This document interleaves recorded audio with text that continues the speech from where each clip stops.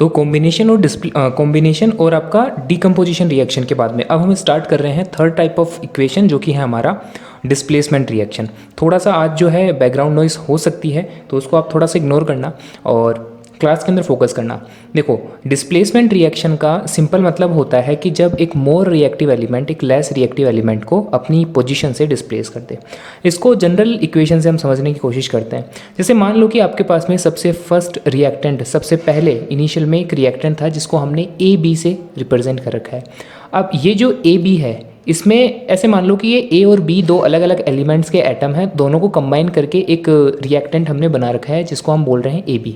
ठीक है, और इन्हीं के साथ में एक सेकंड रिएक्टेंट हमारे पास में है जिसको हमने रिप्रेजेंट कर रखा है सी से। तो ऐसे करके हमारे पास में दो रिएक्टेंट है, एक है ए बी और एक है आपका सी। अब होता ये है कि ये जो सी है ये मोर रिएक्टिव है एज कंपेयर टू आपका ए से ज़्यादा रिएक्टिव है ये। तो अब होगा क्या, जब दोनों के बीच में हम रिएक्शन करवाएंगे तो सी जो है वो ए को डिस्प्लेस कर देगा और बी के साथ में खुद आ जाएगा, और फिर ए का क्या होगा, ए जो है इस बॉन्डिंग से अलग हो जाएगा। तो हमें कुछ इस टाइप का प्रोडक्ट देखने को मिलेगा कि सी के साथ बी जो है वो सी के साथ में आ जाएगा यहाँ पर, और ए जो था वो अलग हो जाएगा, सेपरेट हो जाएगा। ठीक है, पहले ए जो था वो बी के साथ में था, कंबाइन था, फिर बी जो है वो सेपरेट हो जाएगा ए से। और हुआ क्यों है ऐसा, बिकॉज सी जो है वो एक मोर पावरफुल एलिमेंट है एज़ कम्पेयर टू आपका ए। तो इसने क्या किया, क्योंकि ये मोर पावरफुल है तो इसने ए को अपनी पोजीशन से डिस्प्लेस कर दिया, हटा दिया। ठीक है, इसको मैं इस तरीके से भी समझाता हूँ कि जो ज़्यादा ताकतवर होता है वो कम ताकतवर को या वो कमज़ोर इंसान को हटा देता है अपनी पोजीशन से। तो इसको यूँ भी समझ सकते हो कि सी जो था वो ज़्यादा पावरफुल था तो इसने ए को अपनी पोजीशन से हटा दिया। अब इसी चीज़ को एग्जांपल से समझने की कोशिश करते हैं। यहाँ पर देखो एफ ही रिप्रेजेंट करता है आयरन को, और ये जो CuSO4 है ये इसको हम बोलते हैं कॉपर सल्फेट। ठीक है, ये कॉपर सल्फेट का एक कंपाउंड है। अब इस कॉपर सल्फेट को आप कंपेयर कर सकते हो AB से। देखो कॉपर सल्फेट, इसमें यूँ मान लो कि कॉपर तो है A, ये तो पूरा बन रहा है आपका ए, और ये जो सल्फेट होता है SO4 इसको आप मान सकते हो कि ये बन रहा है आपका बी। तो कॉपर सल्फेट जब दोनों साथ में है तो ये कौन से फॉर्म में दे रखे हैं आपको, AB की टर्म में, दोनों कंबाइन हैं अभी। और सी जो था इसकी पोजीशन किसने ले रखी है, एग्जाम्पल के अंदर आयरन ने ले रखी है। अब देखने को ये आता है कि ये जो हमारा आयरन है ये कॉपर से ज़्यादा रिएक्टिव है, ये पावरफुल ज़्यादा है। यहाँ पर मैंने लिख भी रखा है देखो कि Fe it means iron displace copper. Iron जो है वो कॉपर को डिस्प्लेस कर देगा, because iron is a more powerful element than copper. Copper से ज़्यादा पावरफुल कौन है, Fe है। तो इसने क्या करा, इसको डिस्प्लेस कर दिया। अब अगर आप प्रोडक्ट की साइड में देखोगे तो एक्चुअल में यही हो रहा है। जो सल्फेट के साथ में जहाँ पर पहले कॉपर हुआ करता था, अब कॉपर को हटा करके अलग कर दिया, और कॉपर की जगह किसने ले ली है, यहाँ पर Fe ने ले ली है। तो ये जो न्यू प्रोडक्ट बना है इसको आप कंपेयर कर सकते हो आपका B और C से। ठीक है, C की जगह पर आ गया है आपका Fe, और B क्या था अपने, देखो B आप हम देख रहे हैं कि सल्फेट का जो मॉलिक्यूल था वो B था, तो FeSO4 इसको बोलते हैं फेरस सल्फेट। तो ये फेरस सल्फेट जो है एक नया सब्सटेंस बन जाएगा along with the formation of copper. जो कॉपर था वो डिस्प्लेस होकर के अलग हो जाएगा। सो आई थिंक कि ये थोड़ा सा आपको समझ में आया है। अभी कुछ और एग्जाम्पल्स की हेल्प से भी मैं समझाऊंगा, बट उससे पहले एक बार हम डेफिनेशन को रीड कर लेते हैं। According to the definition, displacement reaction क्या होती है, a chemical reaction in which a more powerful element displace a less powerful element to form new substance is said to be a displacement reaction। और साथ ही साथ में displacement reaction को दो अलग नाम से और भी जाना जाता है, तो हो सकता है एग्जाम के अंदर आपको इन नामों से भी क्वेश्चन देखने को मिल जाए। एक आप याद रखना कि डिस्प्लेसमेंट रिएक्शन को ही एक्सचेंज रिएक्शन भी कहा जाता है। ठीक है, एक्सचेंज रिएक्शन, और डिस्प्लेसमेंट रिएक्शन को ही कई बार रिप्लेसमेंट रिएक्शन भी कहा जाता है। तो ये वाले जो दो नाम हैं ये भी आपको माइंड में याद रखने हैं। साथ में आपका जो मोस्ट कॉमन पॉपुलर नेम है वो है आपका डिस्प्लेसमेंट रिएक्शन, या आपको बुक में भी देखने को मिलेगा। तो ऐसा करके हमने ऑल द वे पूरा समझ लिया है कि डिस्प्लेसमेंट रिएक्शन क्या है। अब कुछ और एग्जांपल की हेल्प से टॉपिक को थोड़ा सा रिवाइज करने की कोशिश करते हैं। देखिए यहाँ पर आप कंपेयर करोगे, ये दे रखा है CuSO4, इसको मैंने अभी बताया था, इसको क्या बोलते हैं हम, कॉपर सल्फेट। ये है हमारा कॉपर सल्फेट। बैकग्राउंड नॉइज़ जरूर आएगी आज आपको, तो उसको थोड़ा सा इग्नोर करके हुए चलना। क्योंकि आज सेटअप थोड़ी अलग जगह पर बैठा हूँ मैं। कॉपर सल्फेट है, कॉपर सल्फेट के साथ में हमें दे रखा है जेडन। जेडन जो होता है बेटा वो होता है आपका जिंक एलिमेंट का एटम। तो जिंक दे रखा है और कॉपर सल्फेट दे रखा है। अब अगर प्रोडक्ट साइड में देखोगे तो कॉपर को जिंक ने हटा दिया, कॉपर अलग चला गया और कॉपर की जगह पर कौन आ गया है, जिंक आ गया है। तो यहाँ पर ऐसा हुआ क्यों? अगेन वही बात, हम बोल सकते हैं कि जो जेडन था वो क्या था आपका, मोर रिएक्टिव एलिमेंट था, more reactive than copper. Copper से वो ज़्यादा रिएक्टिव था, इसलिए उसने क्या किया, कॉपर को हटा दिया अपनी जगह से और उसकी जगह पर खुद आ गया। अब यही चीज़ मैं हर एक एग्जांपल में आपको बता सकता हूँ और आप खुद को रिलेट करते हुए चलना। जैसे यहाँ पर आप देखोगे कॉपर क्लोराइड लिखा हुआ है और उसके साथ में पीबी का मतलब होता है बेटा लेड से। तो लेड ने क्या करा, कॉपर को डिस्प्लेस कर दिया। अगेन हम ये कह सकते हैं कि ऐसा हुआ क्यों, ऐसा इसलिए हुआ क्योंकि जो लेड था वो कॉपर से ज़्यादा पावरफुल था तो उसने डिस्प्लेस कर दिया। ठीक इसी तरीके से देखोगे ये होता है बेटा आपका सिल्वर नाइट्रेट। सिल्वर नाइट्रेट और कॉपर को जब हमने रिएक्शन करवाई तो यहाँ पर आप थोड़ा सा इंटरेस्टिंग देखोगे कि कॉपर अलग था और यहाँ पर जो कंपाउंड बन रहा था वो सिल्वर के साथ में नाइट्रेट का बन रहा था। यानी कि सिल्वर तो है आपका ए और नाइट्रेट आपका रिप्रेजेंट कर रहा है बी को और जो कॉपर है वो रिप्रेजेंट कर रहा है सी को। यहाँ हमें देखने को मिल रहा है कि कॉपर ने सिल्वर को डिस्प्लेस कर दिया। ये देखो नाइट्रेट के साथ में कौन आ गया है, कॉपर, और सिल्वर जो है वो अलग हो गया। यहाँ पर नाइट्रेट के साथ में पहले सिल्वर था बट सिल्वर को कॉपर ने क्या करा, डिस्प्लेस कर दिया। तो कहने का मतलब ये भी है कि आप ये मत समझ लेना कि कॉपर जो है वो सबसे ज़्यादा लेस रिएक्टिव है या फिर उसमें कुछ पावर ही नहीं है, आने जाने वाला कोई भी एलिमेंट उसको डिस्प्लेस करते हुए जा रहा है। ठीक है, ये बिल्कुल मत समझ लेना। यहाँ आप देख रहे हो कि कॉपर ने सिल्वर को डिस्प्लेस किया, यानी कि कॉपर में भी कुछ पावर्स हैं, कॉपर भी रिएक्टिव है एज़ कम्पेयर टू सिल्वर। तो अब बात आती है कि सर समझ में तो हमें सब आ गया कि एक मोर पावरफुल एलिमेंट होगा वो एक लेस पावरफुल एलिमेंट को अपनी पोजीशन से डिस्प्लेस करके नया कंपाउंड बना लेगा। इस टाइप की रिएक्शन को हम डिस्प्लेसमेंट रिएक्शन कहेंगे। बात आती है कि दिमाग में क्वेश्चन आएगा आपके कि ये चीज़ हमें कैसे पता चलेगी कि कौन सा एलिमेंट किससे ज़्यादा पावरफुल है और किससे कम पावरफुल है। फॉर एग्जांपल अगर मैं आपको पूछ लेता, मान लो कि बताओ कॉपर जो है वो Fe को डिस्प्लेस कर सकता है या नहीं कर सकता। इसी तरीके से मान लो कि मैं पूछ लेता कि कॉपर जो है वो सोडियम को, ठीक है, सोडियम को जिसका सिंबल होता है Na, सोडियम को डिस्प्लेस कर सकता है या नहीं कर सकता। अब दिमाग में क्वेश्चन बनेगा कि सर ये कैसे पता लगे कि कब डिस्प्लेसमेंट होगा और कब नहीं होगा। तो इसके लिए हमारे सिलेबस में एक आती है रिएक्टिविटी सीरीज़, जो कि इस टाइम आप स्क्रीन पर देख पा रहे हो। ये जो पूरी अभी मैं आपको दिखा रहा हूँ ये है आपकी पूरी की पूरी रिएक्टिविटी सीरीज़। ठीक है, बुक के अंदर भी है, NCERT के अंदर है। एग्जैक्ट पेज नंबर मुझे अभी नहीं याद, बाकी है बुक में, आप देखोगे तो मिल जाएगी आपको। बट वहाँ जो एलिमेंट्स आपको दे रखे हैं वो थोड़े कम हैं। अगर आप डिटेल के अंदर हर एक एलिमेंट्स की बात करोगे, मतलब मोस्टली यहाँ पर मेटल्स देखने को मिलते हैं, ये भी मैं बताता हुआ चलूँ कि जो भी हमारी रिएक्टिविटी सीरीज़ होती है उसमें रिएक्टिविटी सीरीज़ केवल और केवल मेटल्स के लिए ही बनी है, ये ध्यान रखना। और एक चीज़ और याद रखना कि सारे के सारे मेटल्स होंगे, बस एक जो है यहाँ पर एक नॉन मेटल होगा। वो इकलौता नॉन मेटल कौन होता है आपका, हाइड्रोजन। ये चीज़ भी इंटरेस्टिंग है, याद रखना कि जो इकलौता नॉन मेटल आएगा वो कौन आएगा, यहाँ पर आपका हाइड्रोजन आएगा। और हाइड्रोजन को छोड़ करके बाकी जितने भी आप नाम देखोगे वो सारे के सारे मेटल्स होंगे, क्योंकि मेटल्स के अंदर ही होता है डिस्प्लेसमेंट रिएक्शन, ऐसा याद कर सकते हो आप। अब ये जो है आपको, आप पूछोगे सर याद करना पड़ेगा, बिल्कुल याद करना पड़ेगा, बट सारे के सारे एलिमेंट्स यानी कि सारे के सारे मेटल्स के नाम आपको याद करने की ज़रूरत नहीं है, क्योंकि अभी आप देख रहे हो कि काफ़ी सारे मोर देन 20 है। बट सारे के सारे आपको याद नहीं करने, जो मोस्ट रिपीटेड जो एलिमेंट्स यूज में आते हैं या फिर जो मोस्ट फ्रीक्वेंट इक्वेशंस हमारे दे रखी है बुक में, उनसे रिलेटेड मेटल्स हम केवल याद करेंगे। और उनको याद करने के लिए मैंने ये वाली टेबल यहाँ सेट कर रखी है, इसका एक स्क्रीनशॉट ले सकते हो आप अभी। इसमें क्या दे रखा है, इसमें देखो जो मेटल्स हैं, पहले उनके नाम बता देता हूँ मैं। पोटेशियम है, सोडियम है, कैल्शियम है, मैग्नीशियम है, एल्यूमिनियम है, फिर कार्बन है, जिंक, आयरन, टिन, लेड। उसके बाद में अभी मैंने आपको बताया था हाइड्रोजन एक नॉन मेटल है, बट इसको याद रखना कि हाइड्रोजन की पोजीशन कहाँ है। हाइड्रोजन है, हाइड्रोजन के नीचे कॉपर, सिल्वर, गोल्ड है।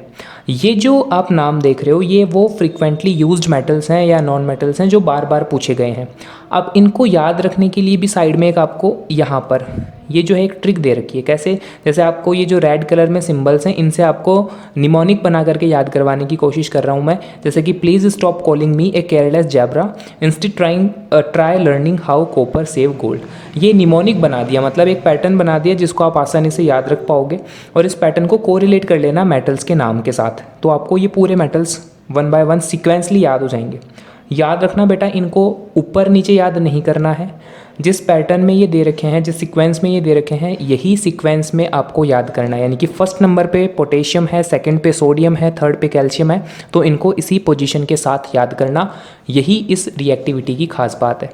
अब इसमें थोड़ा सा और डिटेल में अगर मैं थोड़ा सा बताऊं तो इसमें याद रखना कि जो ऊपर लिखे हुए रहते हैं, यानी कि जो टॉप में है, वो आते हैं आपके मोस्ट रिएक्टिव मेटल्स। और जैसे जैसे हम नीचे की तरफ जाते जाएंगे मेटल्स की रिएक्टिविटी डिक्रीज़ होती जाएगी। तो इसमें अगर एग्जांपल से मैं समझाऊं कि क्या बताना चाह रहा हूं, तो इसमें आप ये समझ सकते हो कि जैसे पोटेशियम जो है वो ऊपर लिखा हुआ है, सोडियम जो है वो नीचे लिखा हुआ है। इसका मतलब ये हो गया कि सोडियम से ज़्यादा पावरफुल पोटेशियम है, ठीक है, सोडियम इससे कम पावरफुल है।